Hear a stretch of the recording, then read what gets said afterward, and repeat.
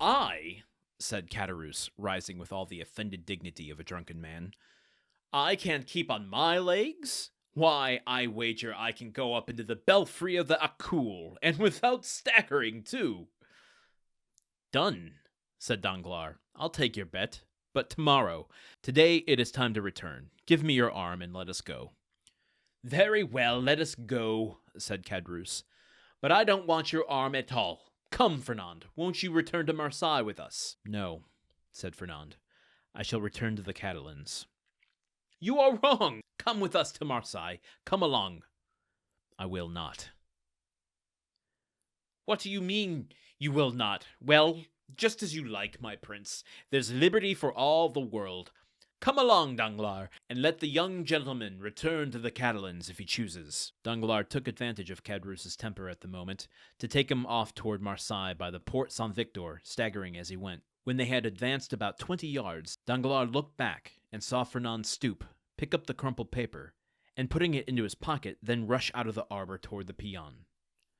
Well, said Caderousse. Why, what a lie he told! He said he was going to the Catalans, and he's going to the city. Hello, Fernand! You're coming, my boy! Oh, you don't see straight, said Danglars. He's gone right to the road by the Valle Infirmieres. Well, said Caderousse, I should have sworn that he turned to the right. How treacherous wine is. Come, come, said Danglars to himself. Now the thing is at work, and it will effect its purpose unassisted. And there it is, the end of chapter 4 and the beginning of what's to come for Dante. Fernand is off to see the authorities. I like picturing this cinematically. That's just the way my mind works.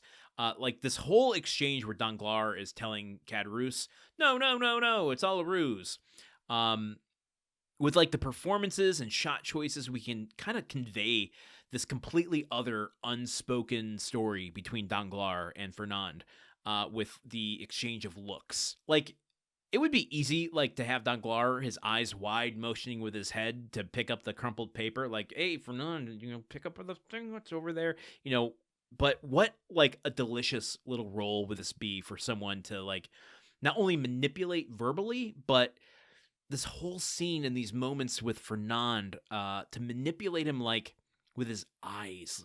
Like, the crumpled paper is there between him, and Danglars is just kind of, like, staring at Fernand. The fact that he's acknowledging the crumpled paper without, like, ever looking at it. He knows he threw it over there, and he sees Fernand staring at it, and he's just staring at Fernand, like, willing him with his mind powers. Yes, right.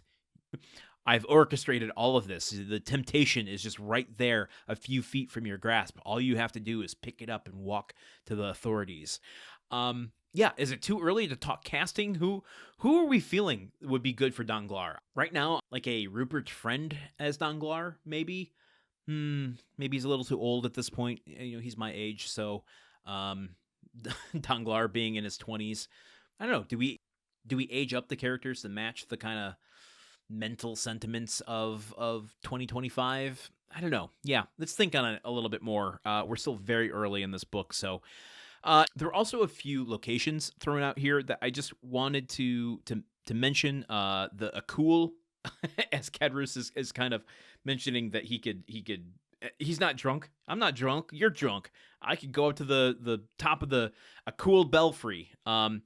This is kind of like the Fort Saint Nicolas that was mentioned a while ago, where this is a historic and famous bell tower, and it was like used for city alarms and political uprisings. So this is, it is just kind of thrown off in a comedic relief line here, but it is also referencing yet another of these, like, these monuments throughout the city of the monarchy and all of these things that just are pointing to know your place, people.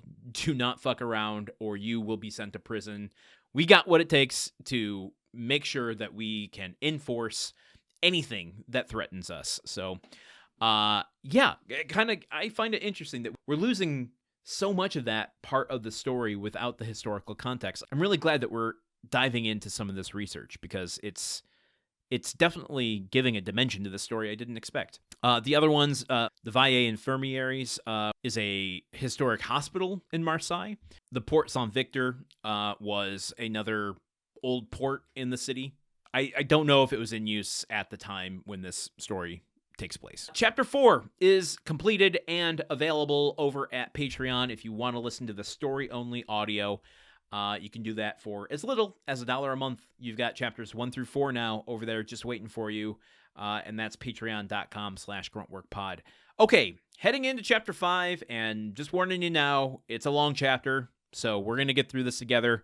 I will see you tomorrow as we begin another chapter of The Count of Monte Cristo. Okay, bye! The Countdown of Monte Cristo is part of the Gruntwork Podcast Network. This show is produced, edited, and hosted by Landon Solano. The original text of The Count of Monte Cristo by Alexander Dumas. Theme song by Magic Solo. If you want to support the show and others like it, visit patreon.com/gruntworkpod. Thank you for listening. See you tomorrow.